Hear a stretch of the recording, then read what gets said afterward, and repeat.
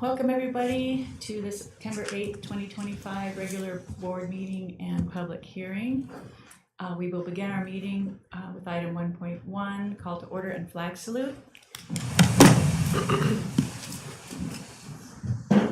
I pledge allegiance to the flag of the United States of America and to the republic for which it stands, one nation, under God, indivisible, with liberty and justice for all.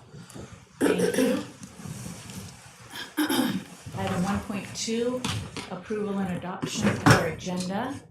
Do I have a motion? I'll move that we approve the agenda.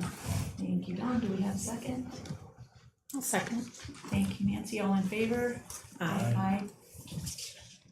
Motion passes. Moving to item 1.3, approval and adoption of the minutes of our 8/11/25 meeting. Do I have a motion? I'll make a motion that we adopt the minutes as written. Thank you, Nancy.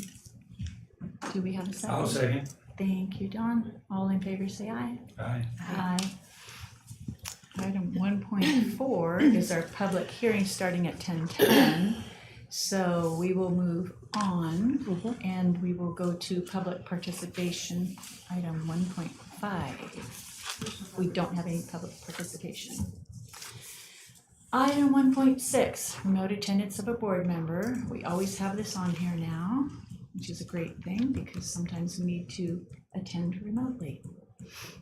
Moving on to item 2, closed session. There is none. Item 3, consent agenda. There is none. Item 4.1, discussion action item. Review and approve resolution 25.9.1, week of the school administrator. Yes, so this comes each year, and this is a week that is to recognize the hard work of school administrators. I won't read the whole resolution. In the past, what our board has done is, besides adopting this resolution, we've written notes to the administrators or the superintendents in our county, and then MCOE will recognize it with internally and externally with our with school leaders, and then school districts in our county. Some recognize it, some don't, but it is a statewide week, so we wanted to acknowledge it. It's a great thing that we do. They It's a tough job. Yes. Yeah, and somebody's got to do it, right? somebody's got to do it. All right, and everyone's had a chance to look that over. Are there any questions about it? Do we have a motion? Motion to approve. Thank you so much, Priscilla. I'll second. All in favor say aye. Aye. Aye. Item 4.1 passes. Item 4.2, this is gonna take a while, and we've only got 6 minutes. I think that the next item, BBL, okay, 4.3, will take less time. absolutely. I know we've approved the agenda, but I think you still have the latitude to come back to that item. Yeah, we don't wanna hurry you, Heather. Right, that's gonna take some time. Okay, we'll move on to item 4.3, board bylaw 9150, our student board members. We did a really good job rewriting this. Let's see. Yes. It's still slow. Yeah, I'm having a hard time pulling it up. It's up on the screen. And I know you received it in your board packet. So Chris Francis and I met, kind of synthesized what the board discussed last month, and added this to the board bylaw. I consulted with legal counsel to make sure this was the, where should we add it, how should we add it, and kind of came up with this is an appropriate place to add it. So this is all still within the latitude and of what was currently there. It better describes the requirements to become the school board member or the student board member, and how to maintain that role, while still making it very clear that the student board member is selected by the students. We put that they must be passing classes that are enrolled at the time the student is considered as a candidate. And they must receive an endorsement from school staff. That's a very broad statement, and intentionally so. The endorsement being can look a lot of different ways, but in general, does the school staff say yes? This is a good representative for our students. And also if the student is involved with probation, that probation also gives an endorsement, and that can come in a couple of different ways. That's both how to become the student board rep and how to maintain the position. So in other words, if at any point that endorsement that came from probation or from school staff were to be revoked for any reason, then the student could be removed from the position of board representative. So are there any questions about what's been added? I think it's awesome that CSBA is offering a training as well. Yeah, they actually have the training. They have also have invited us to see if our board representative would be part of a council. They want to make sure that the student board representatives that represent students in court community and alternative schools are represented. And in most school districts, the board rep is from their comprehensive high school.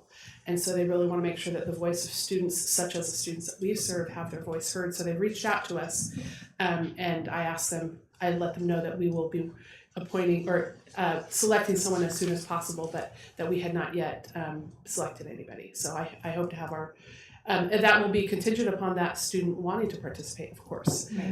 But we will make sure that they are aware of that. I did have one question about the, it's a great idea too to also have an alternate. I saw but that's in there too, that they have the choice of having an alternate. Does the alternate step in if the member is sick or unable to attend, or do they only step in if they're getting replaced? Usually if they're not able to attend. Okay, then that would be a great idea. But in this case, if their position were to be revoked, so Yeah, to speak. then they're there. Great. Can we do a public reading of what was added? I don't Sure. have too much luck. If you don't mind, I'm gonna stand up to do that.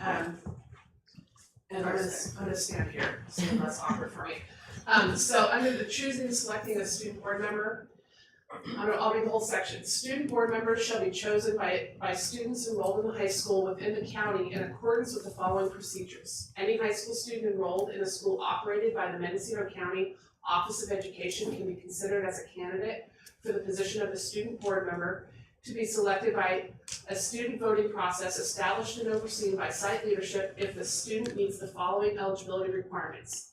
They cannot be actively expelled from any school in Mendocino County. As just a side note on that, that's because many students in our schools are expelled. And we thought that was important to put it up because when they're expelled, they literally can't be on the property of the school district from which they were expelled. And we sometimes have our board meetings there, and thought that this is probably something that, as far as the student representing the student body and representing that school, was an important thing to have in there. They must be passing the classes they are enrolled in at the time of the student vote. They must receive an endorsement from school staff. If they are actively engaged with the probation department, they must also receive an endorsement from a member of the Mendocino County Probation Department. They must have a 90% attendance rate for the school year in which the election takes place. The site principal will ensure that all candidates meet these criteria before their names are presented to other students for the vote. The principal will also ensure that the selected student continues to meet these requirements, including remaining in good standing with site staff and the probation department if applicable. A student who fails to maintain these requirements may be removed from the position. If a student wishes to stay in the role, they can petition the site principal to be placed on an improvement plan. If an improvement plan is put in place, the student can continue in the role as long as they are making progress toward meeting the criteria. Thank you. And then I wanted to point out there was some language that was taken out that was not related to this at all, but since we have already established the board position, it's not needed. It's on how you get a board rep, and this board has already made that determination. So we thought we would tidy it up since we're already in there. And it's a very important subject, however, we are running into our Oh. timed event, so we have to cut it short. I guess we'll just return to it. Sure. Because we still have to take a vote. So we'll return to questions on item 4.3. We are backtracking to our public hearing. I would like to open our public hearing for item 5.1 at 10:10 a.m. So to say a few words on this, after we posted the hearing, we became aware that you actually can't have this hearing during the school day or immediately after. However, we already posted the hearing, so we're still having the hearing. Because if the public were to join, we would not want them to not be able to hear or be heard. But we are going to have another hearing at the special board meeting that we'll have later this month, and that special board meeting, as you know, is taking place at 5:30 p.m. And so it's still on the agenda because for the sake of the public, we didn't want anyone to show up and be disappointed, but we will have another hearing and we will post it, and in the future we'll make sure that our September board meeting is an afternoon, not immediately after the school day or during the school day, so that we don't have to have a special board meeting for it. But it is fortunate that we are having a special board meeting this month anyway. Wonderful. I was wondering why it was on the 25th and it's today. That's Yes. why. But in regards to the hearing, we should still go over what it was to be heard, and we could repeat it again. So Nicole, Dr. Odell, could you go over that? Certainly. So every year, and I'm gonna see if this will actually, my computer's so slow bringing things up right now. So we bring before you the a resolution that we've met our sufficiency of instructional materials, which means that all students in our county and our programs are having enough materials to be able to successfully do their schoolwork. So they have enough textbooks, they have enough laboratory equipment if they're in grades 9 through 12, and that every student has the required items. And we do counts on those as well to ensure that those are present for the number of pupils. And this is a requirement for us and for our schools and for our LEAs that they all ensure that all students have the materials they need. So every year we're required to bring that forth. And you'll also see in your materials that there is a letter. I'm bringing that up right now. That would be from our schools ourselves, with Chris Francis, verifying that we have met all of our requirements for our elementary school programs, middle school, and high school programs, and that we have sufficient textbooks and materials. We do not teach any laboratory science classes. If they do receive a science class, it's through one of their own LEA or through our Mendocino college. So we don't have actual laboratory science materials at our site, but all the core materials are there and met for all of our students. Thank you. And no action is required because we need to postpone that till the actual public hearing. Well, thank you for that. With that being said, I would like to close the public hearing at 10:14. And we will move back to item 4.3, student board members. We're getting some good conversation going. Did you have any questions? I want to thank Nicole and Chris for coming together and reviewing the policy. I appreciate it.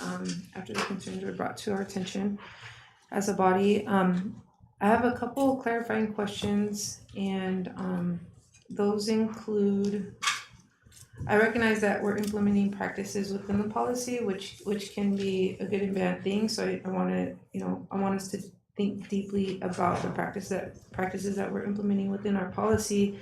And the first one is just clarity on the expelled. So they can be expelled from district schools, but they cannot be expelled from our schools. It cannot be an expelled status at all. At all. So I would say most of our students are not expelled. Most of them are in our schools for other reasons, but there are a handful that are an expelled status. And that would prohibit them from being on grounds for those school districts. I'm not in support of that policy because if you look at the LCAP of, over half of the students within the county are in Ukiah Unified School District, and if you look at the high school, which is very large, around 2,000 students, I believe, the largest population of students that's suspended and expelled is American Indian students and students with disabilities. So I think that would negatively impact the tribal community, tribal students. Also, it's concerning that probation needs to endorse it because of the one, the sentencing disparities that tribal students face within our county, and then also the relationships that probation has with our families is not where we need it to be yet, and so that's a little concerning. I believe that Chris would be more fair in that process. He's shown to be, I would say, more invested than past school leaders, and so I think that he would be good to lead the process. But in terms of system impacted tribal students that are formerly incarcerated that would be interested, I don't believe this policy would necessarily provide a fair playing field for them to be involved as student leaders. So I would move to take out the expelled status of students at any and all campuses. I think that all students should be eligible. I would also take out the probation endorsement. The staff endorsement is a little concerning, but I do want to place faith in our staff. And so with that said, it would have been this process, my hope was for it to be student-led so that you and Chris facilitate the process, but you bring students in to identify what this would look like for students. And so that is a truly student-led process for me. This doesn't create a level playing field. It's not truly student-led. Students can choose from what's left of the students that you guys kind of endorse. And so that's a little concerning for me. Attendance is important, but I don't think it should stop a student from leading. I mean, my personal experience, I remember being suspended and expelled multiple times in high school. And it was student involvement that turned that tide for me. And then I started going to school. So it's kind of the opposite. And I wouldn't want a student to not be able to have that opportunity. In fact, I remember we attended, or I'll include it in the more detail within my report, but one of the sessions we attended was the cost of incarceration and system impacted students and what that looks like in terms of not only providing the best opportunities or any opportunities only to our best students, but to all of our students. And I mean, I that's part of why I do what I do. I remember a cop telling me, my mom didn't come to school to pick me up often, but when she did, one of her experiences was the staff police telling her that I was going to be dead by the time I was 21. And obviously that, that didn't come true. And I think that these policies, we have to be very careful because they can, they create an uneven playing field. And when we want to advance equity, they're not helpful, especially for students who are impacted by current practices that systems are it's still playing out, right? And so I would move to take out the expulsion requirement. I'd also move to take out the probation endorsement. The staff endorsement, I don't know how else it can look. I think it's important, but I don't think it should be a requirement. And I would also move to take out attendance.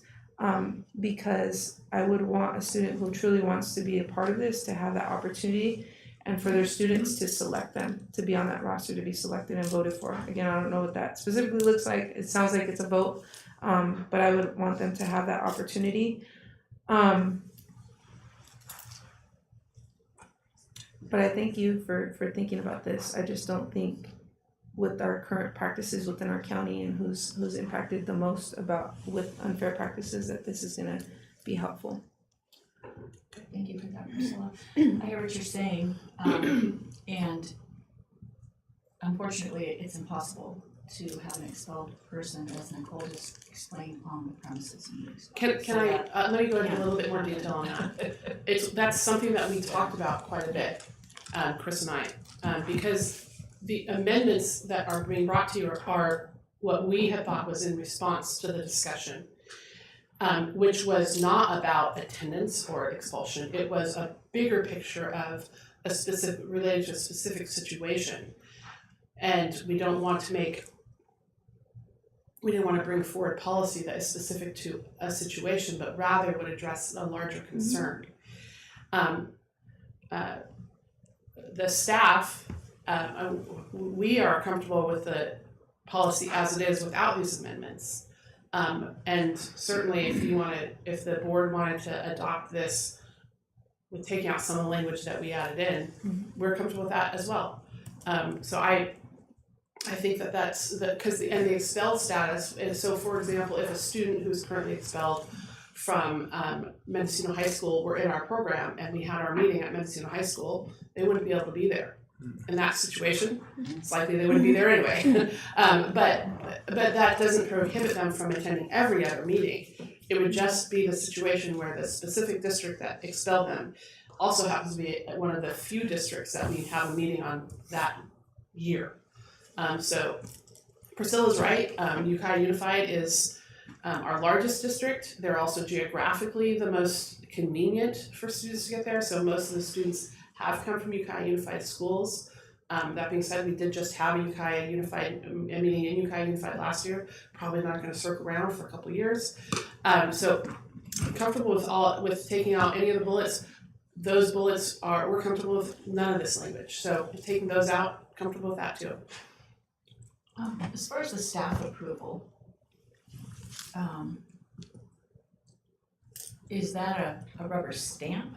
No, It's a so that does necessity? not mean- I mean, it's not because necess- it was sort of broadly It written. is broadly written. So there's student selected still, correct? Correct.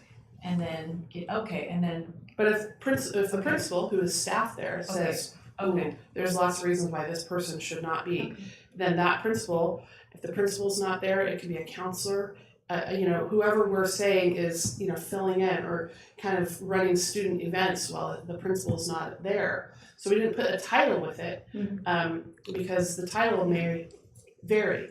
But I think I think to me, that was the one thing that is very broad, but also seemed the most likely to actually meet the larger concern that was discussed last week, because I think if we need to hire administrators that we trust to make those decisions, and they know they're closest to the work. I think it's important too, because Yeah. they are the ones who are boots on the ground. Right. They know what's going on. It is good, it's good to have their input. Mhm. That's why I wanted to make sure it wasn't their decision. It is good to have, I think it's good to have their input. Yeah, theoretically, they should have the closest relationships with the students and families.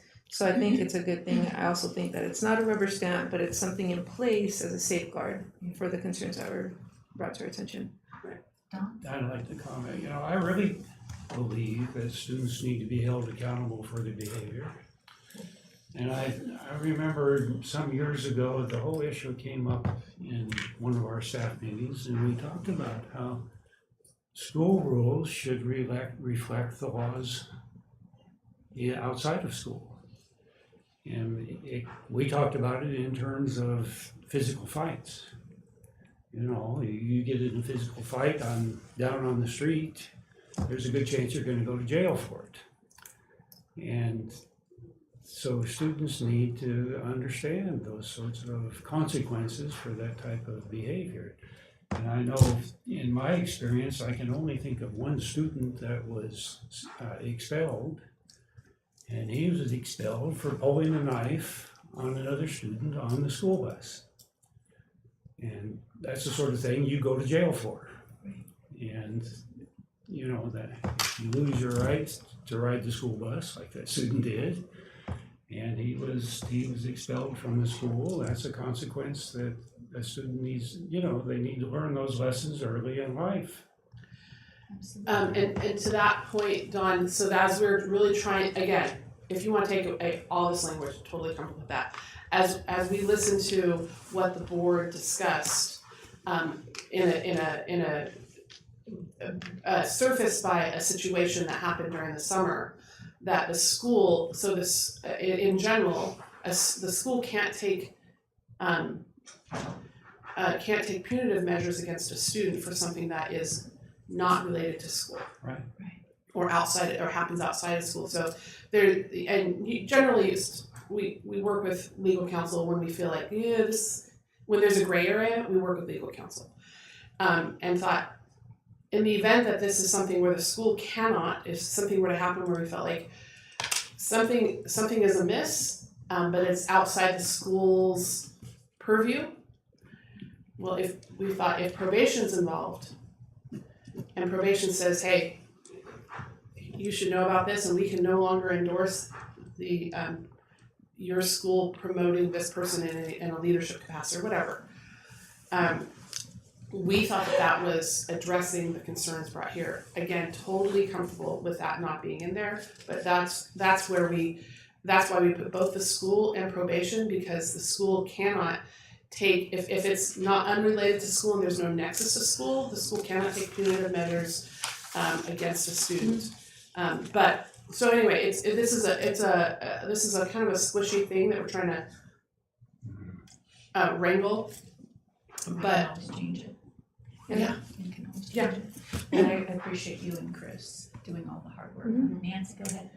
I agree. I appreciate the thought and consideration that went into the language. And one of the things I just wanted to bring up was when we discussed this last, one of the points we made was we want this board representative to mirror our values.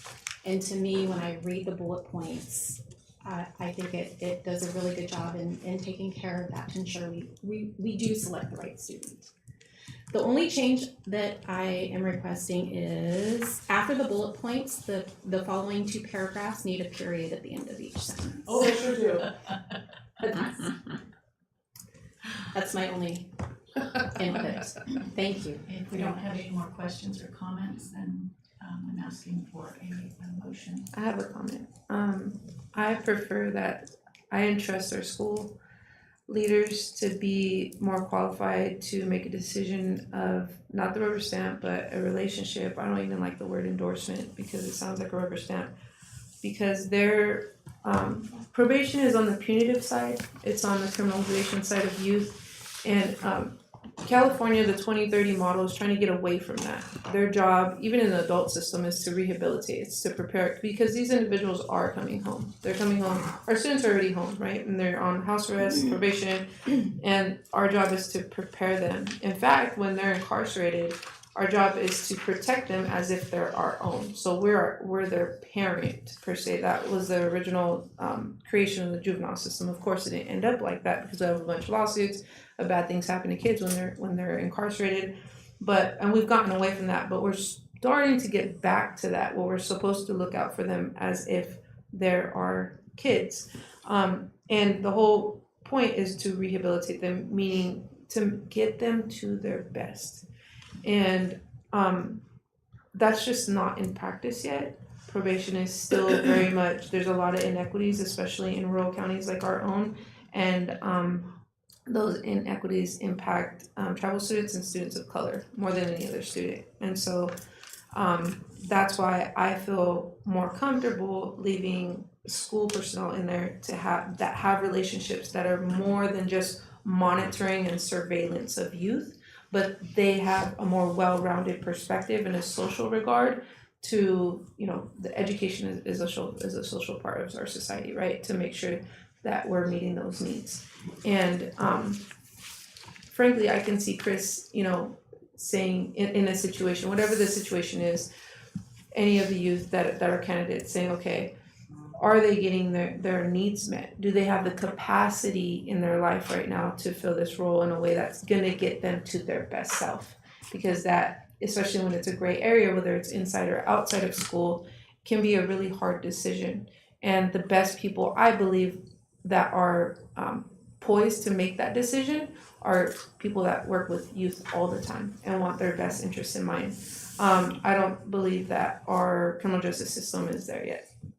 I don't believe that they always want the best for youth in the same way that our school officials want. And they're definitely, the numbers and the data, if you know about them, paint that picture very clear.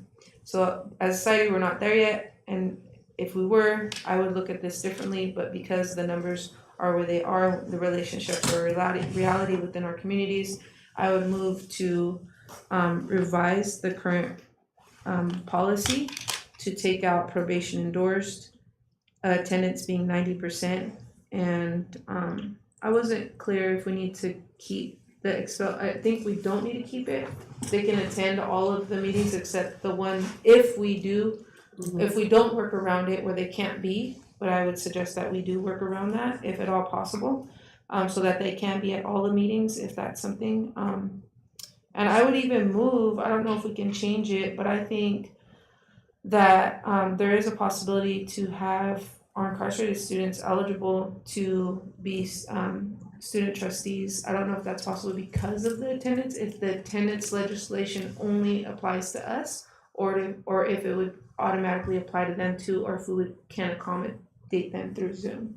Are you asking a question or making a motion, Priscilla? It sounds like Both. you- First, I So want can the you make question. it- Can you make the Yes. motion in one sentence? Oh, one thing I want clarified by Nicole. Do you know if the legislation for attendance is for our attendance is the same requirement for a student trustee? I'd have to check that. I do know that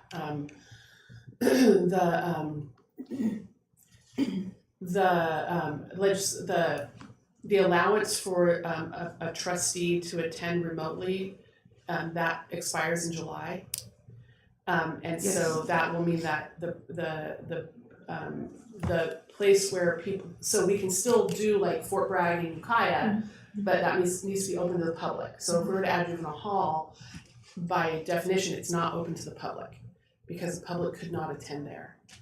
So the logistics of having, of releasing a student to come, I don't know, so I'd have to do more Not research necessarily on that. releasing, but I'm wondering if we could set up something, because they have classes that are through Zoom and stuff. If we can set it up so that John, the director of the juvenile hall, can set up a Zoom with our team, our tech team, so that they can attend Sure. while they're incarcerated. Is that possible no matter where? I'll we are? have to Okay. check because right now, as any other board member were to attend there, it'd have to be open to the public. I see. And juvenile Okay. hall is not open to the public. Okay. So I'd have to research that to see if there's some sort of way through that. Well, we can revisit that later, Yeah. since we don't have the answer. So the motion would be to pass the current proposed revised policy with the revisions of excluding the expelled piece, probation endorsed piece, and attendance at 90%. And we would leave everything else, including the staff relationships and the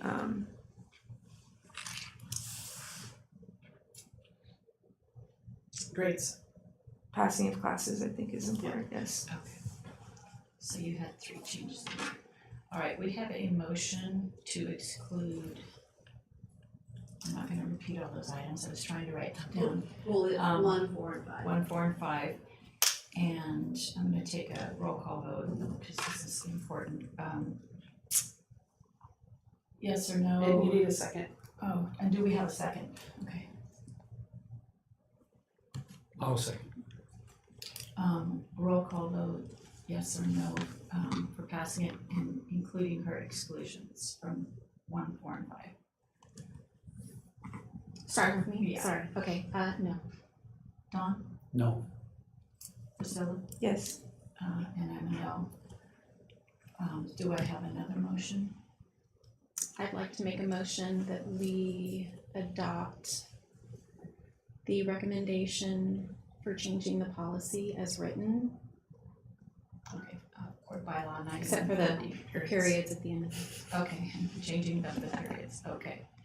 All in favor, roll call vote, Yes. Dawn, Yes. Priscilla? No.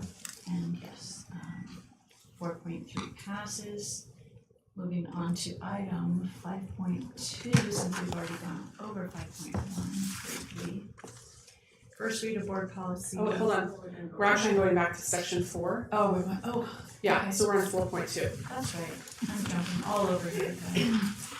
Item 4.2, solar project feasibility and implementation, presentation by our assistant superintendent, Heather Rantala.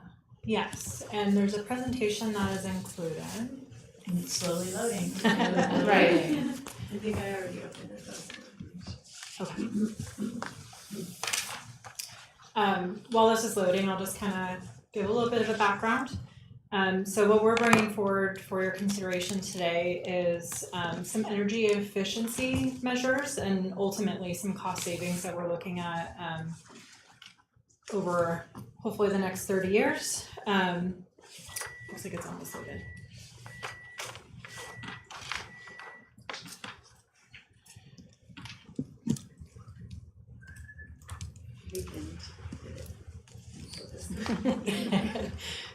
So part of this background, maybe, oh, here it comes.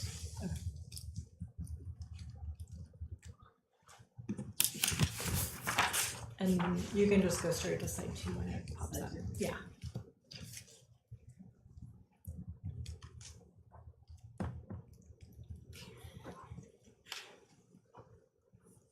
Don't look at me, I hate computers too. Can we get some elevator music? You can check it, yeah.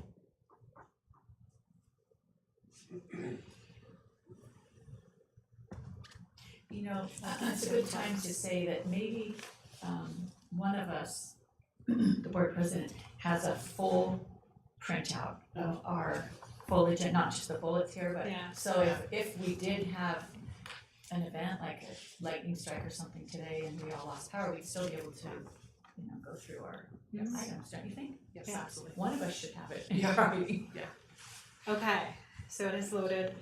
So part of this background is we've been looking at some energy efficiency savings that we might be able to realize at our campuses here, the main river campus and then our 2 school sites. And part of that is PG&E is forecasting from the 2023 through the 2027 year, a 49% increase in costs. So I think we're all seeing it at home as well, but we're seeing it here as well. We're also looking, one of our projects that we're working on is installing EV chargers, which is inevitably going to be increasing our utility costs. And when we looked at the cost of utilities from 23-24 going into the 24-25 year, we're seeing here on our campuses a 13.7% increase just in that 1 year. And that's before the EV chargers. So we contracted with Sicerco Energy Solutions through a $0 energy audit. It's 100% free. So this audit covered our 3 primary campuses, River Campus, Ore Creek, and Community School. And it was really just to kind of look at like what are the viable measures and some long-term savings that we might be able to realize. And so this looked at things like, you know, gaps in doorways. It looked at, you know, our lighting. It looked at all the things. You can go ahead and go to the next one. And what we found through that audit is, one, we're doing quite a bit already, and things that Ryan's team has been working on, and then there's some things that have come forward in this audit that we feel like we can do internally. Only the solar portion and then the HVAC armor provides a significant financial return. And when we look at the HVAC armor, these are things that we feel like we might be able to do internally, so we're not planning to move forward with that at all.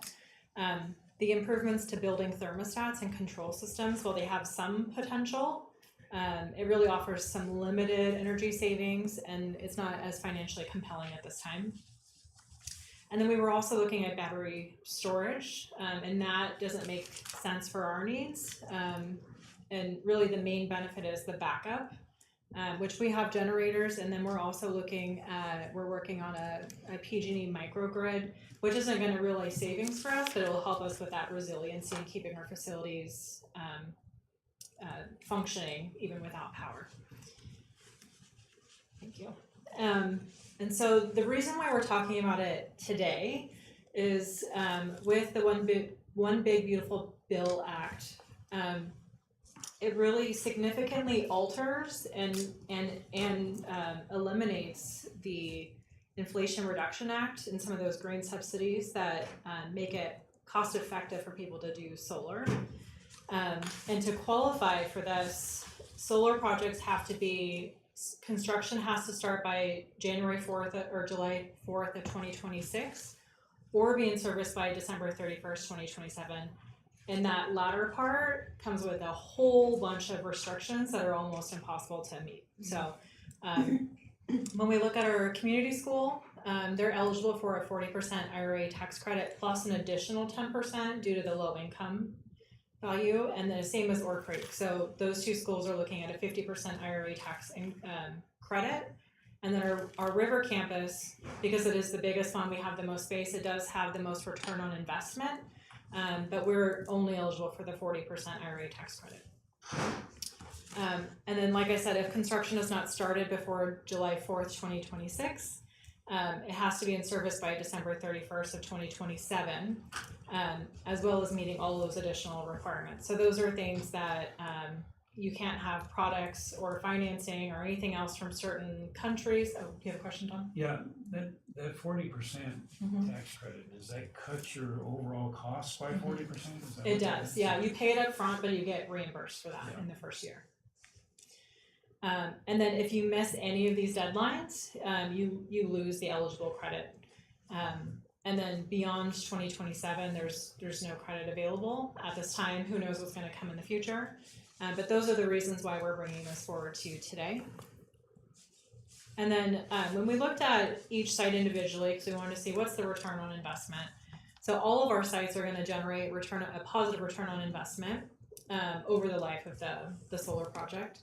The river campus, like I mentioned, provides the best just because we have the availability, we have the space, and then also the cost here is pretty significant. We have more staff on this campus. And then, I have another question. okay, So how long will it take to pay off the cost of the system? there actually is a slide for that, so we'll get to that, Okay. I think, pretty soon.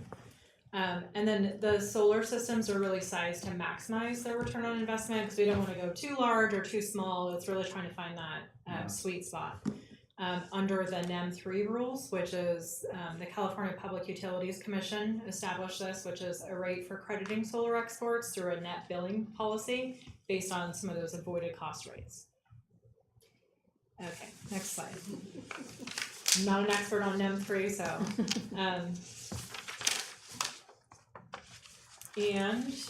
So when we look at, because we're looking at it without battery because it doesn't make financial sense. So this is just a slide to show you for all of those, the school sites and the main buildings here on this campus, the kilowatts, the offset percentage, and then the solar size is going to stay the same. But those offsets might be a little bit different based on if they're a roof mount or a ground mount. So those are things that we haven't figured out which would make sense for all of those, so it might vary a little bit as we kind of move forward in the progress. Okay, and then I wanted to point out that on the river campus, we have a lot of meters throughout our facilities. On the river campus, we have 5. We have in red, we have one over near the Fur building, one over near Cedar, one at Elm, which is the Selva building, one below it's the southeast side of our campus, back where the old school was. And because of the NEM 3 rules and like the metering configurations in our campus, the consultant that we were working with does not recommend looking at an individual solar for the Elm building just because of the number of staff that are in that building. It just doesn't make financial sense. So that would be excluding that building. Okay, and then when we look at each of these school sites, Community School and Ore Creek are recommended for rooftop mounts. The ground mounts are possible if space permits. Community School, I think, when we looked at it, is going to be the most challenging just because of like the trees, the lack of space, and then also there's a housing complex right next that's kind of higher up. It certainly is possible in roofing, but we would want to explore if there would be an opportunity to do some sort of like shade structure for the kids. We just aren't sure if that's gonna be possible. In the birch and cedar buildings, because of the trees and things that we have right here, and we wouldn't be able to utilize all of this space, it's only being recommended that we accommodate the roof mounts. The southwest side of the campus, which is over by where the old school was located, that would be ground mount only. And then the Alder building, which is our main admin building, and the Fur buildings could accommodate either or. I know that at Ore Creek, it might be possible to do a ground mount or some sort of like covered car space, like a shade structure there in the parking lot, as well as here. It does cost a little bit more, so we're just kind of looking at all of those pieces.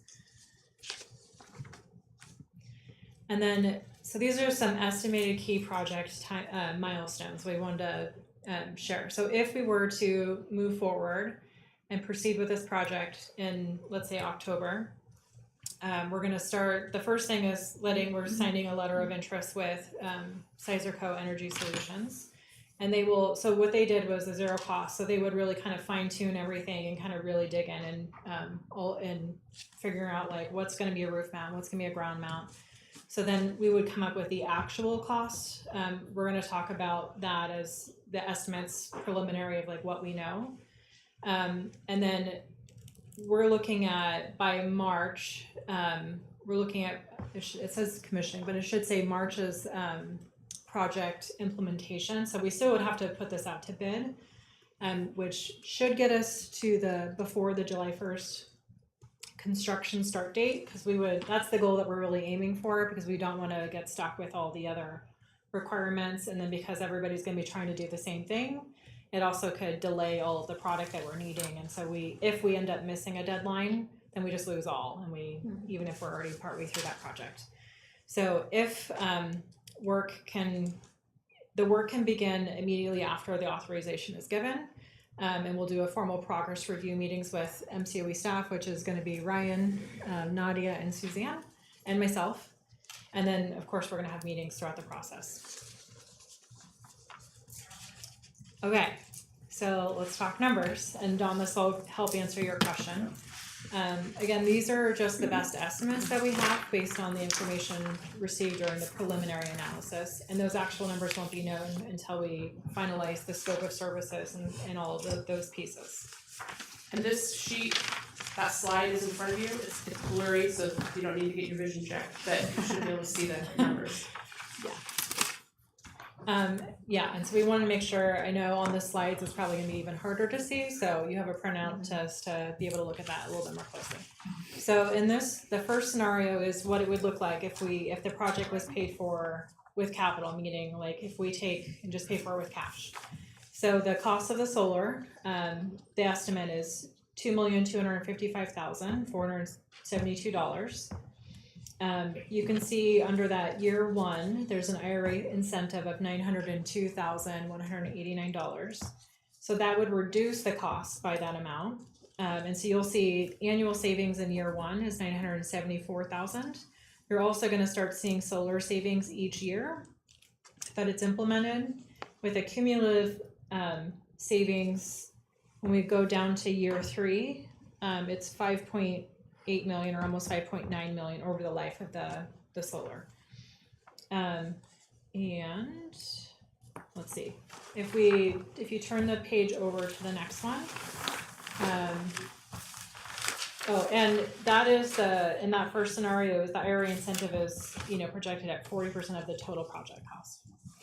And then in scenario two, this is if we were to finance the entire thing, including the amount that the IRA incentive would reimburse us. So because it would be financed, we're estimating that to be, which is the standard of 4.5% interest rate. And then the IRA incentive amount actually reduces by about 15%. And it's not dollar for dollar, that's why it doesn't look, it's 36%. And it would be less because it's less than the cash purchase option. The cost of solar is still the same, but you're going to see an additional line for the tax exempt municipal lease purchasing finance. So you'll see it's estimated to be $157,000 each year. And then the annual savings in year one, the IRA incentive drops down to $766,000. And then the annual savings is $681,000 in year one. And so you'll start seeing so the annual savings is going to be not realized until we get down to year 17, where we'll see $7,333.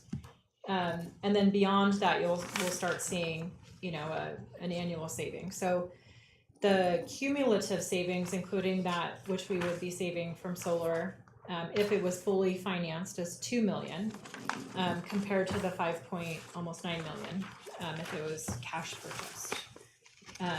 Dawn, does that help answer your question? Okay.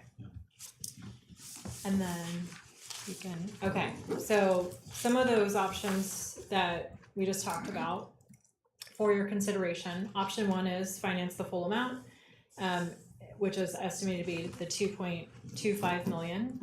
Option 2 is pay the cost of the solar out of the 2.5 million that's committed for facilities in the general fund, or use unappropriated ending balance. When we looked, I think at adopted budget, Suzanne, it was about 24 million that we had. Unappropriated? I Unappropriated. think it was around 14. Oh, 14 million. For just the unappropriated. Okay. So then those would be those two options. And then option 3 is finance a portion of it and then also pay some cash just so it kind of splits it somewhere in the middle. And of course, option 4 is to not proceed with this at all. And then, I have one other question. oh, sure. These solar panels, I assume they don't last forever. Do we have any idea how many years they last? The life of them are expected to be 30 years. 30 years. That's even here in Ukiah, huh? Yeah. Yeah. And then the recommendation that our team is proposing is that we move forward with this, installing at all 3 campuses, utilizing financing option 2. And that's because when we look at the cost savings, we're going to actually realize quite a bit more savings if we pay it cash than we would if we just do the financing. So that's what we would be recommending to you today. And then our next steps would really be to sign the letter of intent with Sizer Co. To kick off that project development and get this going so that we're able to meet that July 4th construction deadline. Anything else that? Okay. And then the next slide is just if there's any questions. How about the cost of maintenance for the solar panels and the systems? The Looking cost at of Ryan. maintenance over the initial 20 years is included in those.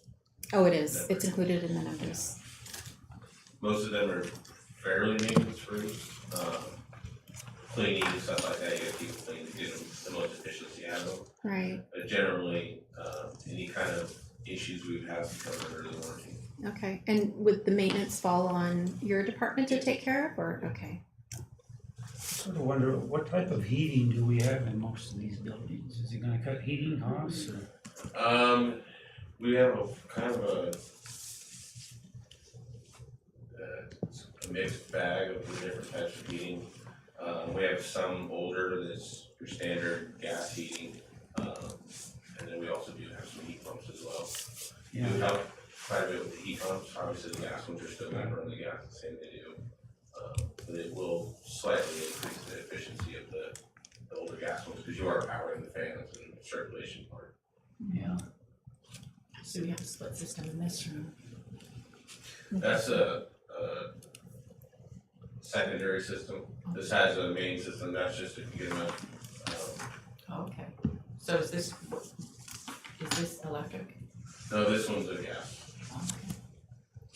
That's interesting. We should. And then I assume if we pay some of it off, Mhm. then that cuts our payments quite a bit, saves us money in yeah. the long run on interest and things, right? Yes, exactly. Yeah, because with the 4.5% interest, we're looking at the difference between almost 5.9 million and 2 million. So we end up paying significantly more if we're doing, that's fully financed. So. And you said we're not incentivized any longer with the big beautiful bill. Right, yeah, that's definitely changing what that's gonna look like, which is why we're bringing this forward to you. We were really seeking grant opportunities where we might be able to find some of this. And there was one that we were seeking that had such a low opportunity to be funded that it makes more sense for us to know that we're gonna get 40-50% discount versus possibly none. And then the timing of these don't line up to where we could say, let's go ahead and try for it, and then if not, we could do this. We either need to jump on this or keep trying to this other route that we are likely not to be funded. Right. Because unfortunately at this point, Oh, that's what I think she said. unfortunately at this point, it's, if we don't begin construction by the 26th deadline, the numbers won't work out to be, to make it a feasible project. Yeah, without the incentives, yeah. So my question is, do we have a plan to move away from the gas and go more There's- solar It electrical? would be, as I think currently, because we're still trying to catch back up on deferred maintenance. There is a point where we're trying to look forward into, as we replace units, we're gonna be upgrading them to more efficient units as well. And if we were to have something like the solar here, it would also make a lot more financial sense to upgrade them to a heat pumps and stuff like that. Yeah, the heat pumps are supposed to be real good. Yeah. So Don, you're more familiar with all this with your solar. I've got a solar system on my house and it saved us a lot of money and it really works well. And you know, the primary reason to do this is you cut way down on how much you pollute. And, you know, it's worth a lot of money to quit polluting. That's, sorry. Just that the environmental impact is Yeah. substantial and Yeah. something we should deeply consider. I have a quick question. Was the analysis conducted with market research or a specific partner in mind? This is under government code 4217. 4217. There is an allowance, I would say, for us to directly negotiate with a contractor to provide this. And the reason this Sizerco Energy Solutions is one that is very well known in school communities. And what I really like about this company is if they do their projections conservatively. So as we're talking about PG&E rate increases, that's based on like what we know through 2027. These are also included just a 5% increase, so it's more conservative. And if it comes out that, you know, they somehow totally messed up any of these numbers, they pay the difference. So we would never be out something, right? So if they're saying we're gonna realize X number in savings and it ends up costing us something, they cover that difference. So it sounds like both. Is that, so her question was more, is it? You answered it. Yeah, Yes, so it was answered. yes, Sizerco, it was part of it, and also it was part government, so that's both. That's Yeah, what I allows them was- to conduct the research with them. So there wouldn't be a RFP, it would be streamlined process with construction breaking, with not internal construction, but it would be with this partner specifically. It would be working with this partner specifically, and then they will help our team do all of the RFP and kind of going out to bid. So they help put it all together because they're really the experts in this field. And then we would go out to bid, so any contractor could be able to bid on it. And I think that they would also help put it out to some that are very reputable and all of that, so that we would still be going with the lowest cost, unless there were some concern over the lowest cost that we would, you know, look at the legal reasons why we wouldn't go with them. But otherwise, yes. I know that Fort Bragg Unified, they put solar panels there outside the Cotton Auditorium.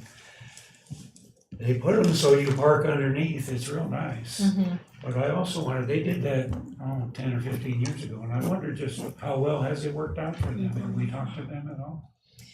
We haven't talked to them. They probably went under NEM 1 or NEM 2, which results in I would say better savings than NEM 3. Yeah. So they modified it from NEM 1, NEM 2, NEM 3, and then now this is going away. So, and that's why we're really, when we're looking at this, we're trying to maximize the size of the solar because we don't want to overestimate what we're going to need and end up paying more. So it's really just kind of a which is why this consultant is pretty great because they're being conservative and trying to take into all the other considerations. They've also looked back at the last 2 years, I think, of all of our utility bills and things to really come up with some pretty good estimates.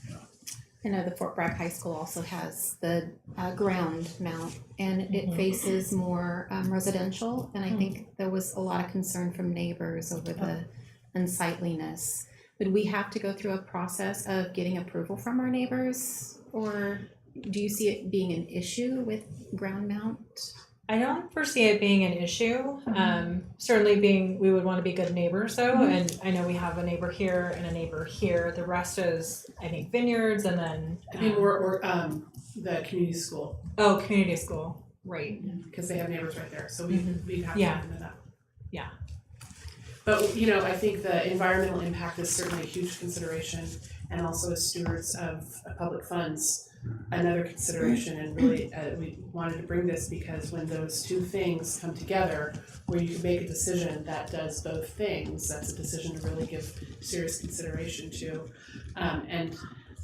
So the timeliness of this is important because, you know, if this had been done 5 years ago, we'd be 5 years ahead. And so we're thinking of in 20 years when different people are sitting around this table, they will be both praising our names and cursing us on different decisions that we've made. But we think that this is one that will have a long-term positive impact financially on our agency. For what it's worth, when I go to Germany, I mean, those great big old barns out there, they've got solar panels everywhere, and they've cut their electric use enormously over there. It can be done, and it's the right thing to do. Mendocino High School is also solar, correct?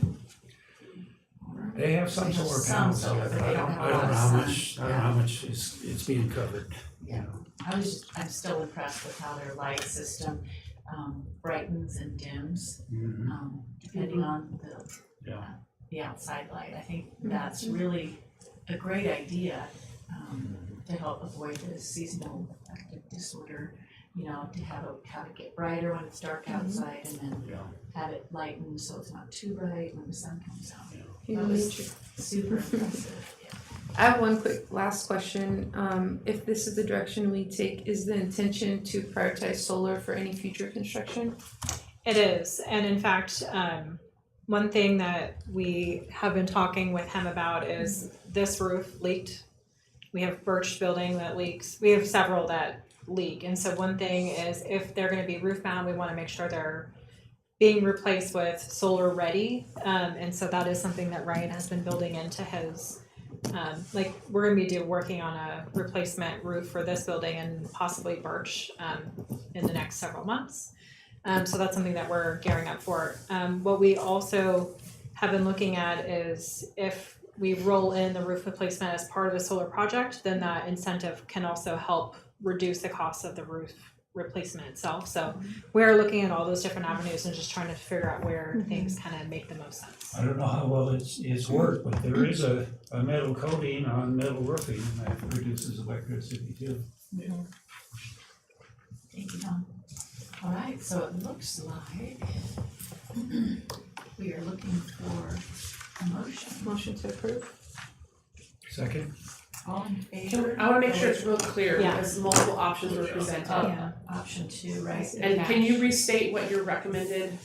Yeah, so our recommendation would be to go with the financing option 2, which is either to utilize that 2.5% or 2.5 million that's committed for facilities, or looking at the unappropriated ending balance, which I would, Suzanne and I would lean towards looking at the unappropriated, especially as we're closing our books this year. Yeah. We generally see, if we're doing it right, we're in a budget for the year and our costs are gonna actually come in a little bit lower. So we're gonna see some savings from closing the books that we're hoping will help offset a lot of that. So our recommendation is to move forward with solar at all sites, utilizing the unappropriated ending balance. And so that's the end of the motion. Yeah. Right. So we have a motion on the table for option 2, correct? Yes. And a second?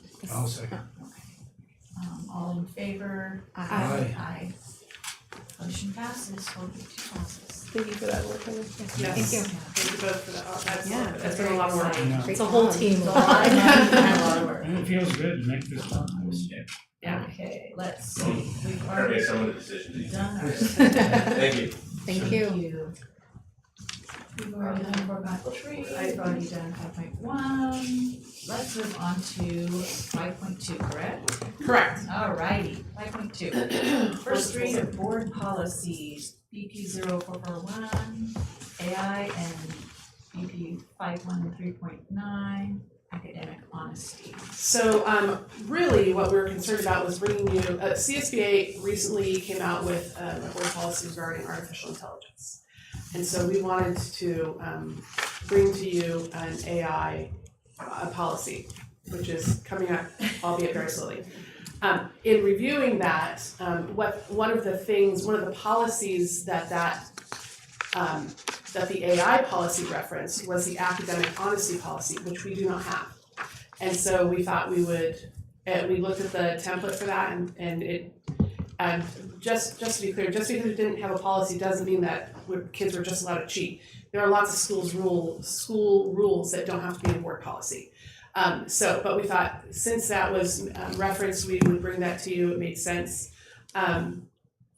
So we are, AI has been used for a while. So the use of AI has far outpaced legislation and policy regarding AI, which is problematic. Nonetheless, we have a template that we thought makes sense. I want to bring that to you. And to be clear, the biggest concern regarding AI is not that kids will use it to cheat. Kids can cheat all kinds of different ways. So we thought, well, we should bring both nonetheless. So that's why this is coming to you. It is a first read. There's no rush on it. AI has been used for a long time. Feels like we're way behind. Doesn't matter. We don't need to rush the policy. So I want to make that clear because if you have any questions or anything you would like clarification on, we have time to get that before we bring it back to you next month for approval. I was really glad to see this because it's an area of big concern, it seems like to me. Footnotes, thank you. I have a question. There's I think footnotes it's on- item number 9, where it talks about MCOE will evaluate use of AI by students and staff. Is that the right one? Yeah. Should regularly evaluate the use of AI by students and staff and adapt its policies, procedures, and professional development to align with best practices in evolving technologies. And how would that happen? Like, what would that look like? So it will happen a lot of different ways. I imagine that we will need to work with our tech to kind of look at the back end of how things are being used. But a lot of this is just hearing from staff. So for example, we just sent something out on Friday regarding Gemini, which is a generative artificial intelligence tool, much like ChatGPT. However, Gemini is within our platform, and so it is guarded. And so I put up a circle like it's guarded because as you may know, when you put in something into a generative AI, you ask a question or put in a report and say, help me update this report or find the 5 themes in this, whatever you're asking. That report is now part of AI's knowledge that informs other queries. In our closed use of Gemini, what we put in there does not inform what is outside of our agency. That's really important because the biggest concern that I have with AI is the information that gets out there and protecting the privacy of our students and staff. Mm-hmm. And so what we have told people is if you're using AI for something regarding student or staff information, this is the only thing you should be using. And even when you use that, you should take out names, just take out names so that it's more generic, and then check your work and put back the details that you need. And we're also advising staff that if there is another AI tool that you think that you need, talk to your director. Because the number of AI tools that are out there are, unfathomable. Mm-hmm. And as we really want to make sure that we're protecting people's privacy and that we're using AI responsibly, because there's also an environmental impact. There's also the fact that AI doesn't always give you authentic and real information. There's also the fact that it's been demonstrated over and over again how AI has been used and misused, how it has bias. So all of these concerns. Also, AI has some amazing tools And so to balance those two things is pretty hard. And so we don't want to be gatekeepers saying, no, we're not using AI. Can you imagine when the internet came out, if schools had said, we're not using the internet till we get all the issues worked out? Well, the issues have still not been worked out. And so we don't want to leave people behind and leave tools out, but we also want to proceed with caution. We don't want people just using that without bringing in our directors, and with the idea that the director's not making the decision either. Now we're working with tech, and like there's a conversation and exploration. And so our tech, our directors and our staff know how they're using it and what they're using and whether or not it's working. So that's what we're advising staff right now. If something were to change and we needed to advise them to tighten it up or loosen up, then we will do that. And that's how I kind of see this happening. And with the AI for students, our students in our schools have much more restrictive access when it comes to internet and technical tools. So that we'll be working with Chris Francis to see how he might want to use Gemini or any other tool with students. So I think the county has already done some training of teachers with AI, haven't they? Oh, yes, we have. And I assume you're going to keep doing that. Oh, yeah. Yeah. Yes. What has the training been focused on? You could probably answer that better than me. So there's different trainings that we've done. We've kind of looped it into the other types of training we're doing on like UDL, Universal Design for Learning, on multilingual learners. And then we have a grant that we're doing, let me pull up. It's focused on training school teams or districts teams around AI and the implications of an AI and how to roll it out to their sites. So really kind of aligning the vision for AI each district and with their team and building that out. Their first session was last week. It was Saturday. They're calling it the WAVE Institute. They did it on the coast. And we have quite a few of our districts that are going. The grant that we received was through an organization that really wanted to focus on rural communities. And so we were one of 18 across the nation that received it. And so it's a series to really start the conversation at the district or school site level and talk about all the ethical implications, all those pieces, and then how do they roll it out down the line. So that's our main focus right now, is making sure people are informed about all the pieces, not just the technical, but the ethical pieces, the lenses that AI has, the blind spots that AI has, and how to build something that is useful for our students because it's the world they live in, but also how do we build that into students to know about the different blind spots and all those pieces. So that's our main push right now, is to get each district to have a team that's well informed.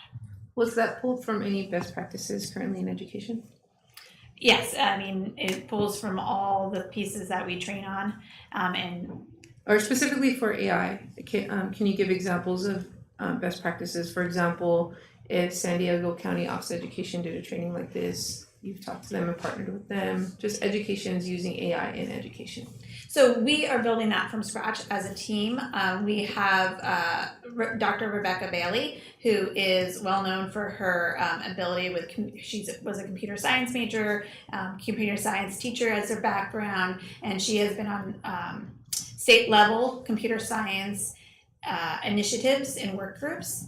And so she has all the connections to help build that. She's also well ingrained in not just AI, but all the computer technology. She was one of the leading starts for all, when we started using one-to-one and all those pieces, she helped build those out as well. And she's working concert with our specialist, Randy Kohler, who has a lot of background working with alternative education and teachers in those kind of settings as well. Thank you. I see this as a very important role for the county. Mm-hmm. Yeah. And some of our districts are doing certain things. They're pulling in people. Fort Bragg had a training for their teachers on opening that we attended just as to view what they were presenting on. They had an outside organization come in and talk about it. We've had our superintendent's retreat. We presented from different lenses for our superintendents how to use it, as well as what to watch out for. When we did our PAC 6 symposium, which is the county offices that Glenser led, we had a thing on AI. It's a very hot topic right now. Especially the ethics are related to it.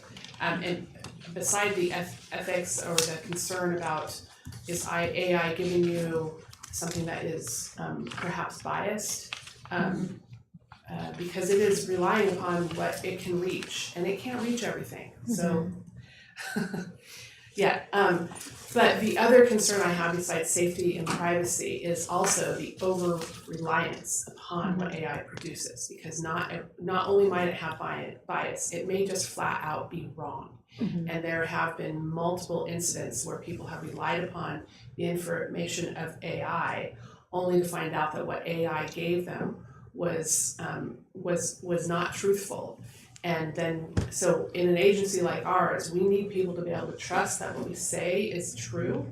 And if we're using AI and it's not giving us something that's true, and we're not checking it, our professional reputation is at risk. So we're excited about. I mean, we've been using AI for a while, but we're excited to take on a broader approach with it, but we want to make sure that we have a policy in place.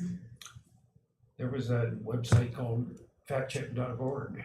Does it work on AI? I don't know. I haven't tried it. Well, the thing is with AI, there are AI tools to check to see if AI generated something. Yeah. So it's again that some of them are reliable and some of them are not, and I don't even know that there are some that are not. I think that it's you can get a report, one report that is and one report that isn't reliable. And for example, I might have shared this with you before, but when I did the nomination for Mike McGuire, by virtue of me saying to the tool, I want to nominate, I'm nominating Mike McGuire for this award, even giving a very thorough prompt, it knows I'm in favor of Senator Mike McGuire, and it wants to give me what it thinks I want to hear. And I don't want that. I want to know what is his voting record and show me the links so I can, so that I can check and go to those links myself without having to figure out, well, where might I find this, so AI can pull those links together for me, but I still have to do the due diligence of making sure that what it says is true is true.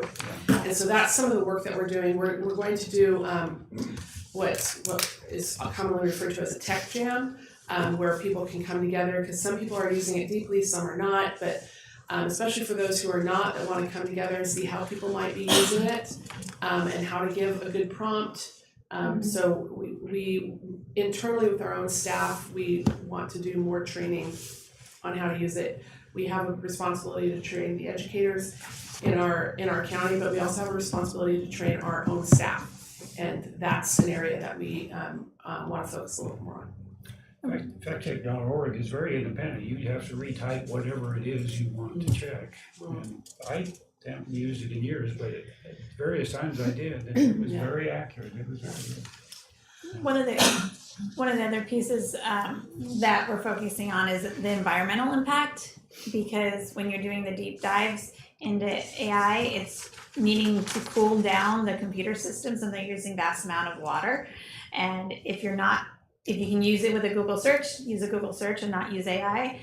You might have seen that there's been some news reports about people losing their well water in central of America because of some of the industries that have been built there around AI, and they're sucking all the groundwater out to cool their facilities. So I think we're going to see a lot on that side of it as well. I was just going to say, I wish they would talk more about the environmental impact, because like you said, the infrastructure is water cooled. That's 24/7. Yeah. And then when you ask AI for an answer, I think I read 100-word response requires half a liter of water. Wow. That is a lot for just 100-word response. Yeah. So I hope that the environmental piece of that is talked about a lot more because that's scary. Yeah. Has the template from CSBA been individualized for our student population? No, this has been brought to you for our agency. But I'm not sure how we might otherwise individualize it. My first thought would be, this is just a suggestion, is to, you seem like you have a good grasp on what the status of AI is in our district. I mean, a listening session with educators or district leaders might help personalize the direction that we're headed to with this. I do want to say that I believe AI is the future. Our youth are going to use it, whether we like it or not. And the more that we empower them to use it in a really smart way, the better. I'm not totally educated about the environmental impact, but I'm gonna do some research about that. I would say a lot of our education is already biased. I mean, if you do look at our curriculum that are in the schools right now, my daughter learned about California history through the textbooks that they provide versus what we teach her at home. And there was a lot of things that we had to uneducate her about that was coming from school. So I would say, yes, AI is biased, but any source of information is going to be biased. Humans are biased based on the information, the proximity to the problem that we have, right?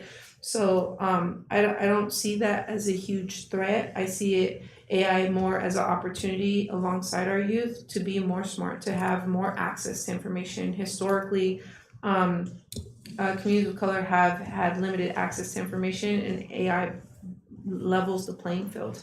And so I think it's a huge opportunity for education, and whether we decide to get on board or not, it's going to proceed to be advanced with our youth. And so I want to make sure that we're approaching this in a smart way, not in a gatekeeper way. I really appreciate that, coming from Nicole, that you want to explore this as a conversation and exploration versus gatekeeping it, because our youth are going to use it. And I think even at the conference we were just at, the future of work looks very different. Where the future for youth, they're not going to college. We're promised this dream, we have all this debt left over. We were promised, we went to college to learn to work, right? Well, the future is the opposite. They're going to work to learn.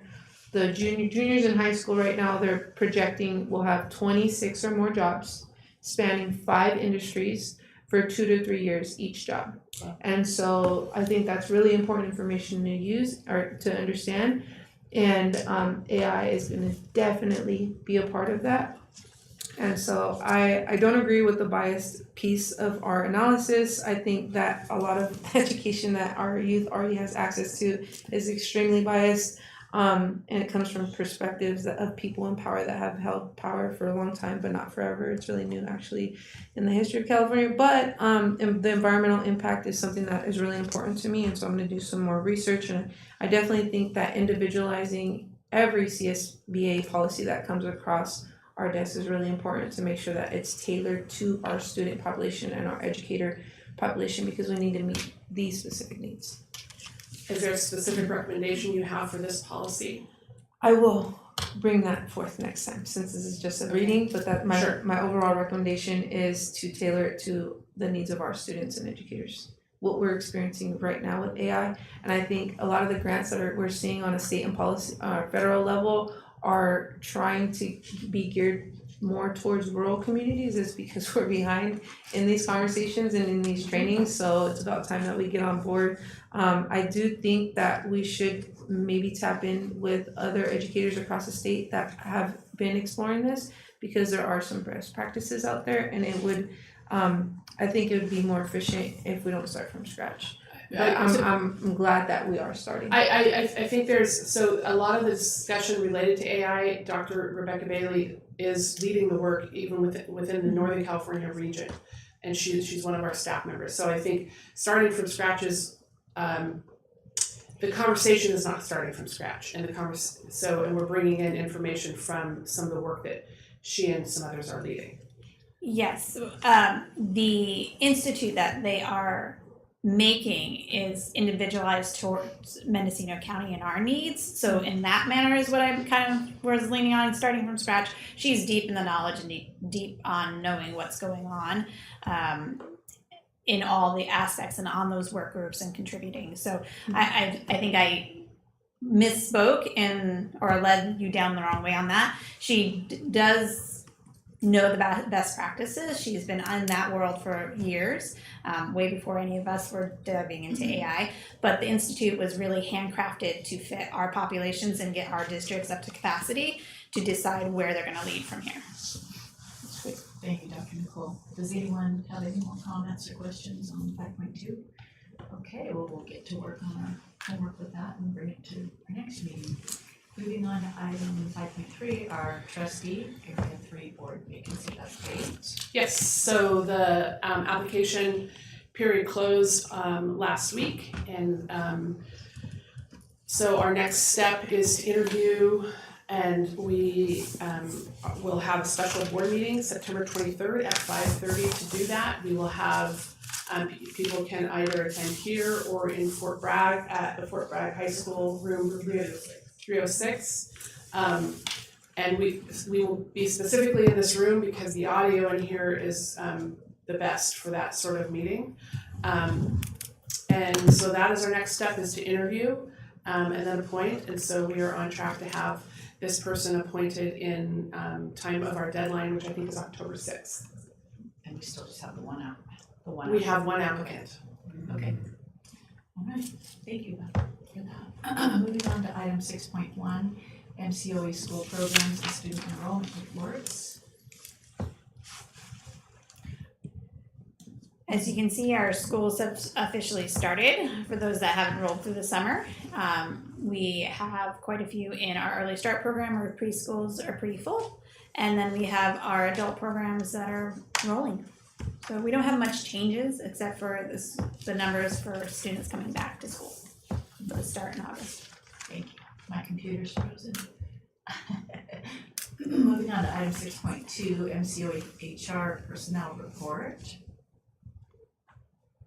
Looks like we have some additions and I can't get mine to load. Does anyone have it on their screen? Mine won't load anymore. Mine's not loading either, but we all got a chance to read those. Yes. Okay, and moving on to item 6.3, Ed Services Report with Dr. Nicole Adele again. So you have the report. I want to call out that we have a new director, Chris Kinney of Student Services and Wellness, and him and his team have been quite busy getting things rolling, and they're launching a counselor network in September. It's in coordination with some of our work that we're doing with Principals Network and some of our other networks to try to get that back up and running. It had ran through before COVID and into COVID and then kind of died out because it got all virtual. We are starting with virtual just because we need to get something rolling, and it's hard at this time of year to have counselors leave their sites. Then some of the other things that I want to point out in his department is that we are partnering with Custom Insights to do a county-wide survey that our charters and our LEAs can opt into. It's an SEL survey, climate and culture survey, and we can get county-wide data so that we can look at the trends in the county across all of our districts and then be able to take that year to year. We're in the steps right now of approving the questions and seeing if there's things that want to add on. Custom Insights will be presenting to our charter school collaborative this week to see which charters would like to opt in, and then to our LEAs at our superintendent meeting. So we're deep in that process. We're really excited. Sonoma County does one countywide, which I was able to be a part of when I was down in those districts, and it was nice to be able to see year after year data and see where we were trending. Mm-hmm. And the other thing I want to call your attention to is in his report under homeless and foster youth, we have 243 students currently in foster youth care as of the end of August, and we have a large number of homeless students as well. I don't have the number right there, but we're already starting to serve our students with our snack pack program, and there's a greater need than ever every year. So I just want to call out that we're seeing that. Thank you. Moving on to item 6.4, Business and Administrative Services Report with Heather Rantala, Assistant Superintendent. You've heard so much from me today, so I'm gonna highlight just a couple. We have a new Director of External Fiscal Services. She's been here since July. But since she's been here, we've had part of our ongoing support for school districts and charter schools. Her and her team have been working very closely with everybody on closing their books, and then, you know, we're also doing reviews of budgets and LCAPs. And over the past 3 weeks, we've had at least one person from a district or charter school in the business department, either here or we're in a district. So I think they're, you know, we're really being relied on, and it's good to see them kind of getting out and being very helpful for the districts and kind of getting them to that next level that they need to get to.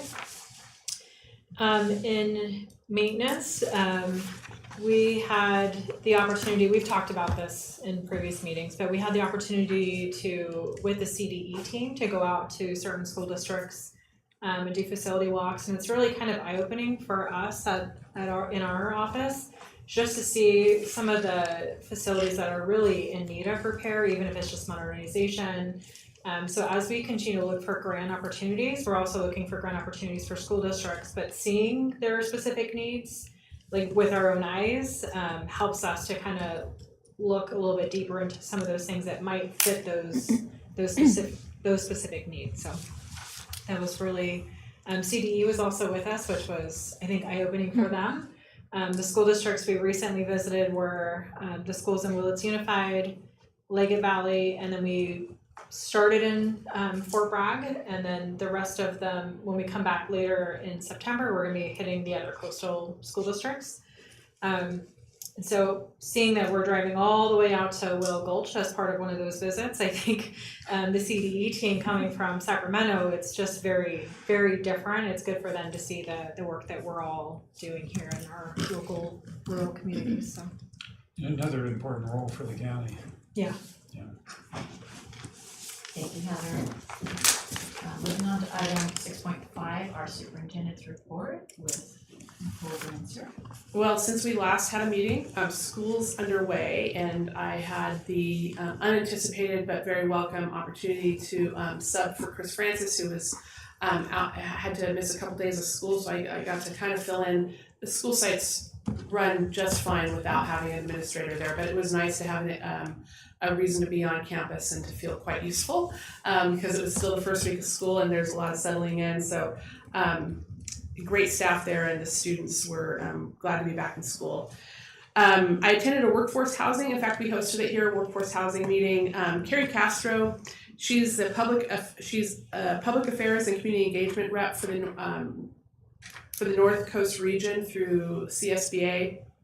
She's also she lives in Anderson Valley. She's also the co-chair for the Anderson Valley Housing Association and Ad Hoc Community Land Trust Committee. So she reached out and set up a meeting, and those of us that attended besides her and me were Tyler Nelson, who's a UUSD board member. He's also a farmer, and he's also the CSBA rep from our region.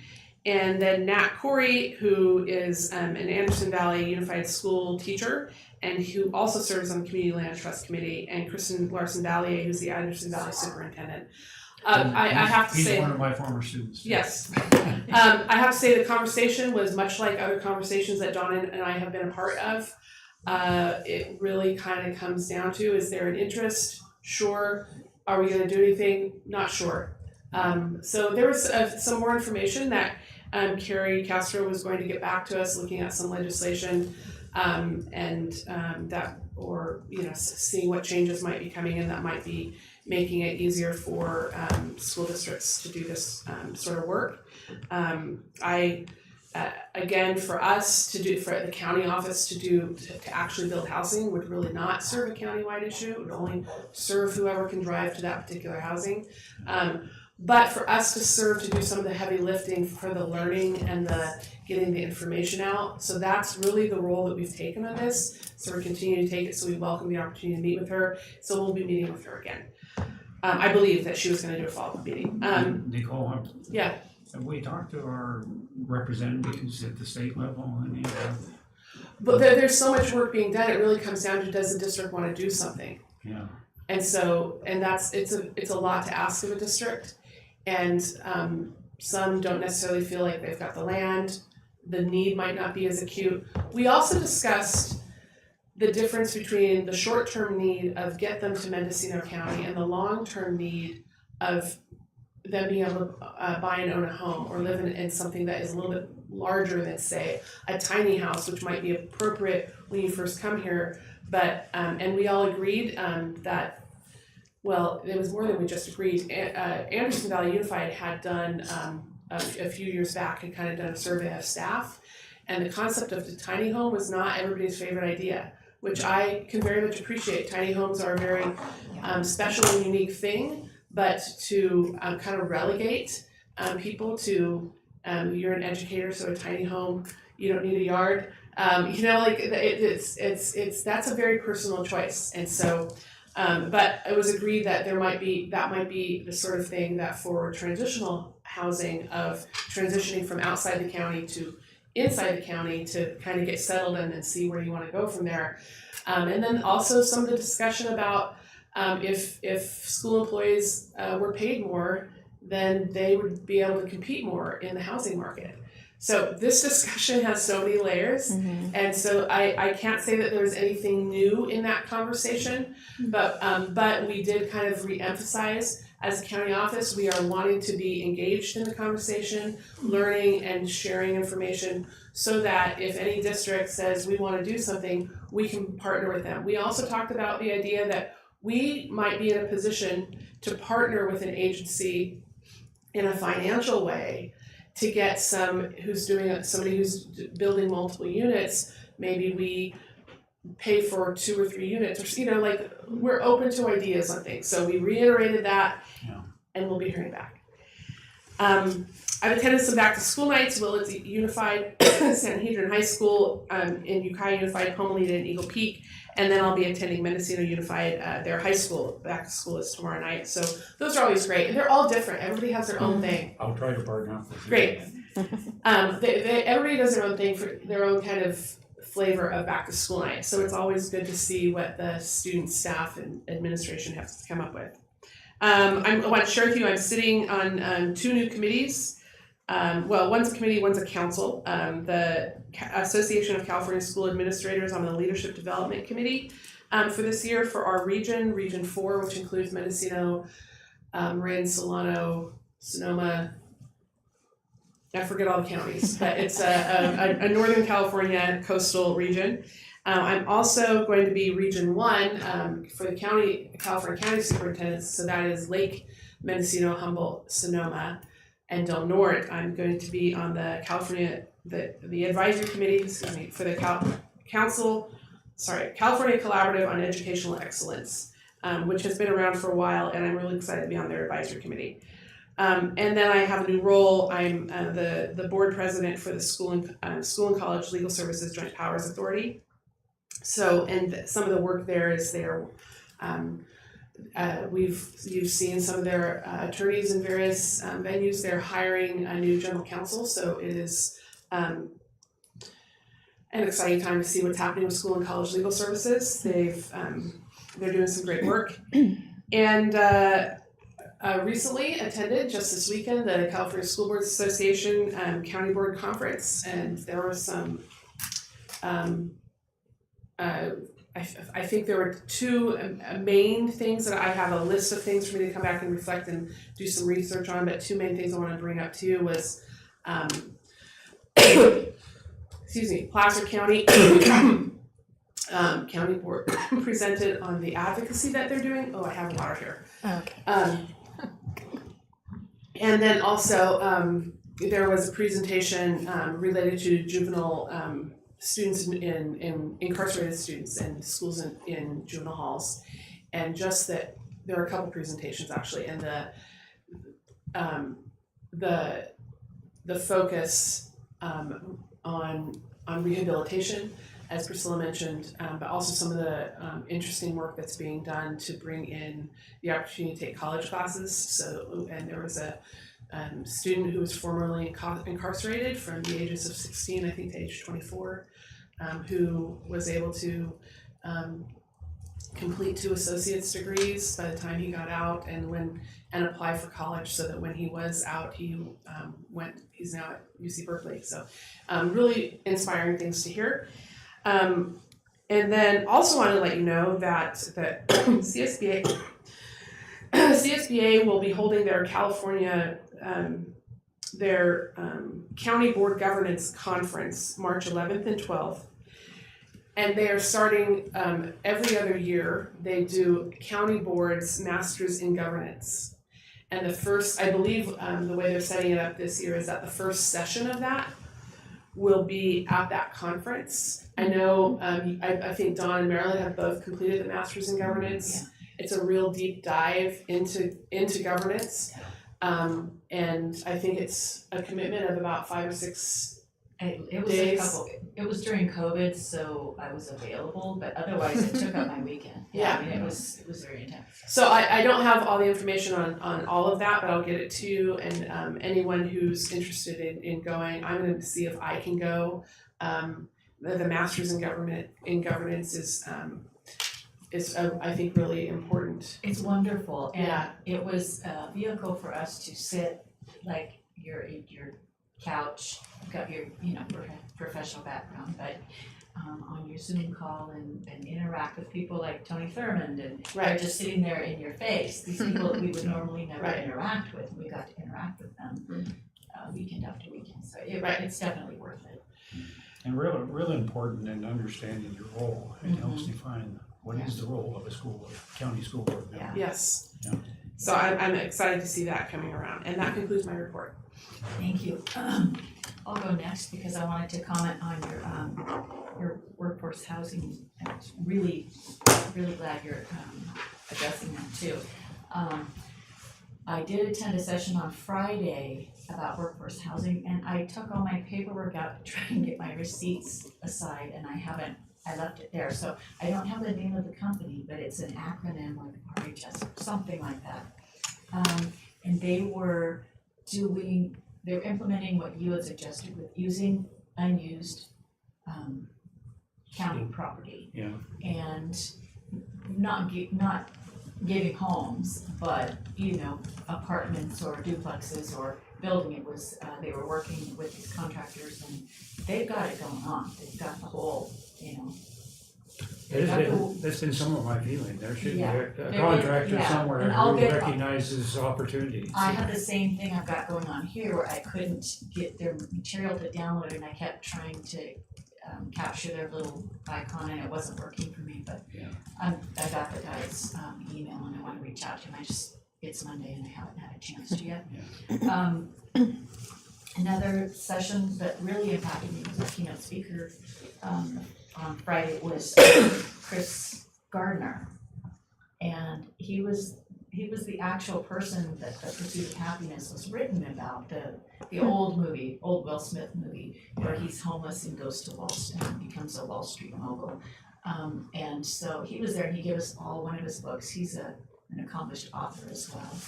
And I think he just turned 71. And he's just got all the energy in the world. He brought tears to my eyes with his story.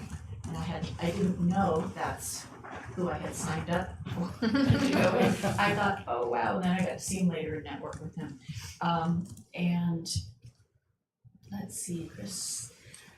And we had a last minute fill-in from someone who had dropped out, and it was a group called Smile Keepers Dental Program, and it's so dear to my heart being a registered dental hygienist. It's 3 RDSs, and they run Smile Keepers Dental Program in the Tuolumne County Superintendent of Schools office. So they've got their building and all their equipment that would be as if we had one room with all our dental equipment there. And then they were stationed out of the County Office of Education. And so they're really, really integrated in each school and leveling the playing field so all kids have equal access to proper dental care, because as you know, a lot of kids, by the time we see some 5-year-olds, 6-year-olds, they've got bombed out molars and they're in pain. I used to they give kids a smile day up at the clinic, and it was heartbreaking. They do it one day a year, and I wanted to do it one day a week. When weekend a month, but it's all volunteer, and I get it, they're overworked there, you know, everyone did want to volunteer. But anyway, I just think that's a great idea. I'm not trying to push us into doing anything dental here, but we do have two RDHAPs in town, Jody Todd and Amanda Wright, and having the alternative practice is the AP acronym. That gives them the ability to take their portable equipment into the schools and work without the supervision of a dentist. So it is a great thing to have, and we do have a rural community with a lot of decay, and now that fluoride is getting a bad rap from the current administration, we're going to see a real big impact in the next decade in dental care. Anyway, that's my report, and we'll go down the road. Priscilla, and you have a lot to share too. Yes, I have a lot to share because I also attended the CSBA County Board Conference. First, I want to thank our staff for putting the time into all the coordination. I really appreciate that. Second, I want to share some of the sessions I attended and highlight a few. Some of the main sessions included, there are only a few, but the ones that I chose were advocacy tools and process under a shared governance model, strengthening board leadership in charter oversight. And I thought that was interesting because there was a few county boards of education that had 0 to 10 charters. There's many that had 10 to 20 charters across the state, and there was a few that had more than 20, upwards of 30 charters that they oversaw. And here we are with none. So I thought it was really important to prepare for that because I think the upward trend of parent choice is really important for us to acknowledge in our state. The third is from awareness to action, tackling human trafficking together. And some of the mini sessions, which I really appreciated because I'm not a sitter, they were only maybe 15 to 20 minutes, were the impact of politics, money, and policy on schools, and that was extremely legislative. If you're not a legislative person, you probably would have went to sleep and needed a few cups of coffee, but it was really informative to know what's going on, although there are other opportunities to keep abreast of that information as well if you weren't present. The second, how to implement closed session items under the Brown Act. That was really interesting sessions. One of the recent pieces of legislature that got passed that's really concerning in my perspective is the ability for, I believe it's the board president, to, it's you, Marilyn, it's the legislation, to basically excuse or make sure that someone leaves that's being disruptive, but it can be an interesting perspective because it's very nuanced. What's disruptive versus the freedom of speech, right? So I think that's a very concerning piece of legislation that just got pushed through, and I believe CSBA, I do not want to misspeak, but I believe they supported it. I'm not entirely sure, but in my perspective, it's really concerning when we think about the freedom of speech.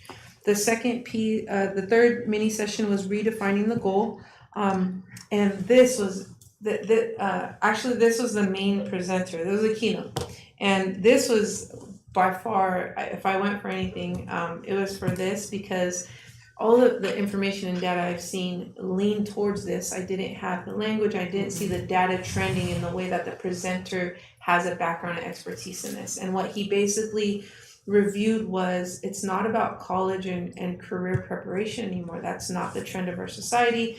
Our kids are not going to college, which was the learn to work model. They're going to work to learn. So they're going to prioritize their revenue. They're going to prioritize their earnings, and they're going to learn at their job, and they're going to increase their skills, get another job, increase their skills, get another job. That's the future of work. And then the average junior in high school right now is projected, like I said, to have 26 or more jobs over their career, with spanning 4 to 5 fields, and at 2 to 3 years. And that's completely different than our model. It includes the advancement of technology, it includes AI, it includes all these things that empower them to learn smarter instead of work harder, which was our past generation's model, right? I think it was the last generation to learn to work and was lied to, because what he said was true, because what they're recognizing from seeing their parents struggle, for example, I was the first to go to college in my family, is that, hey, my parents, they're not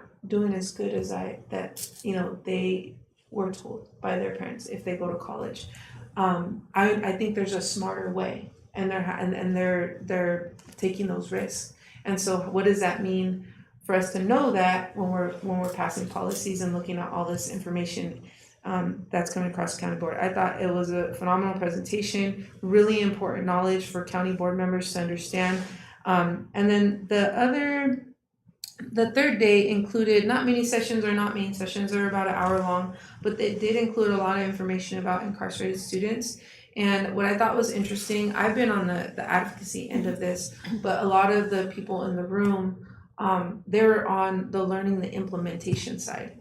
When we're like 5 or 10 years behind. This conversation was happening 5 to 10 years ago, and legislation that passed these laws that understood that our youth don't have the same ability to make choices as adults. Their brains are not fully developed until you're 26 years old. So for example, we no longer convict youth to life in prison and things such as that nature, and they have to consider ACEs and all of these things when you sentence a youth. And so what I found is in that room, a lot of county board members were learning about the implementation happening across probation departments and county office of education, when in fact this conversation is kind of dragging. It's like the tail end of this movement to do better for youth. And so that was really interesting. With all of that said, the highlight that I found was the advocacy piece. I think the most effective boards are supporting legislation to make our society a better place for youth.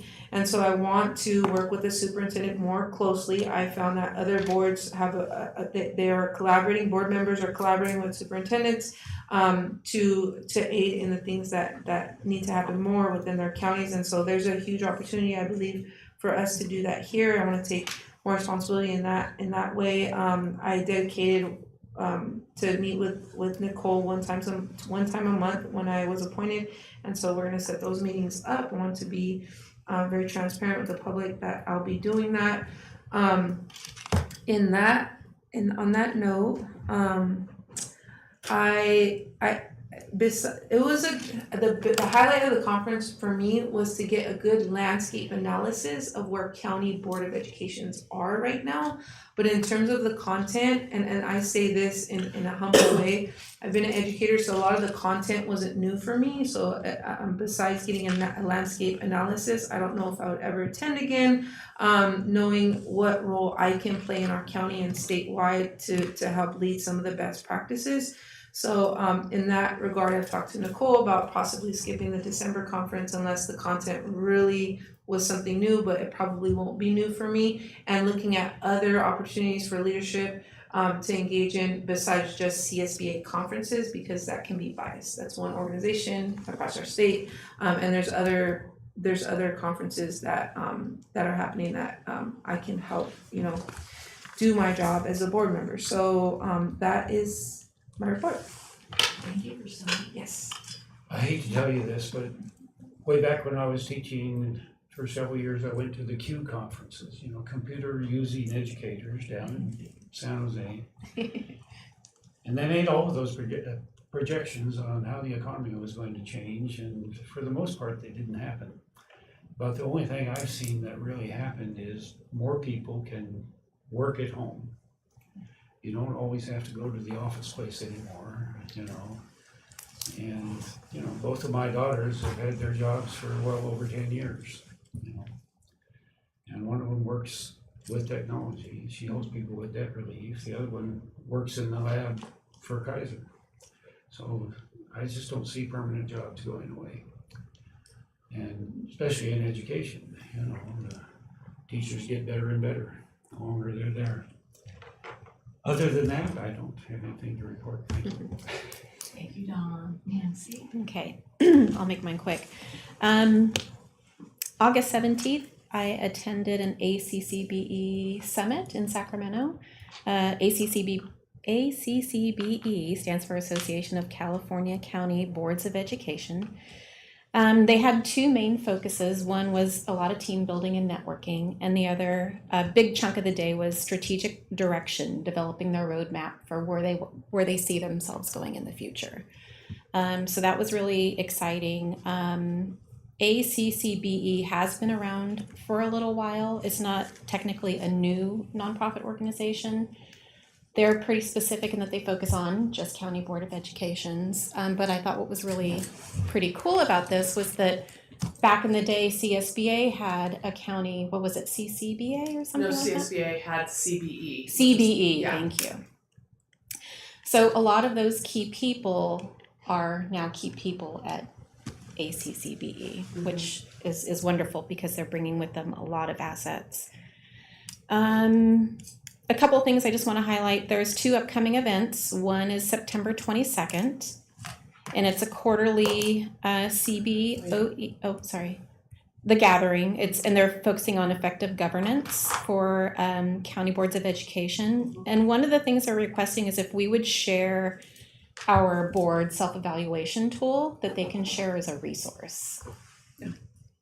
I think I'm attending that as well. I can email that. Okay, great. And then October 9th, they're doing a court and community school deep dive, and this will be series 1. And so that focus will be the overview and foundational knowledge. So I think that will be a 3-part series, but don't quote me on that. But that one sounds really interesting, so I'll definitely be participating in both of those. Wonderful, thank you. Yeah, of course. I got to network with Bina Lakovitz at the convention she had written to us about our student board representative, and I answered her question, but I don't know if you formally replied yet. I did. Okay, good, yeah, but we talked a little bit about that. Yeah, it's a great group, It it's is. exciting. It is really wonderful. She's a dynamo. Oh, When she meets, definitely. Oh, yeah. She's just a little lady, she's just a little powerhouse. Yes, definitely a powerhouse. All right, thank you, everybody. Moving on to item 7.2, our next regular board meeting will be Monday, October 13th, 2025. And our special board meeting will be Tuesday, September 23rd, here or in the Fort Bragg facility at 5:30 p.m. to interview David Strzok. We're all looking forward to that. And item 7.3 is adjournment. If we have I'll make a motion that we adjourn the meeting. I'll second it. everybody in favor? Aye. All right, thank you guys. It was very challenging. I have my blue line like 1 inch of loaded across the top of my screen. Nothing's loading.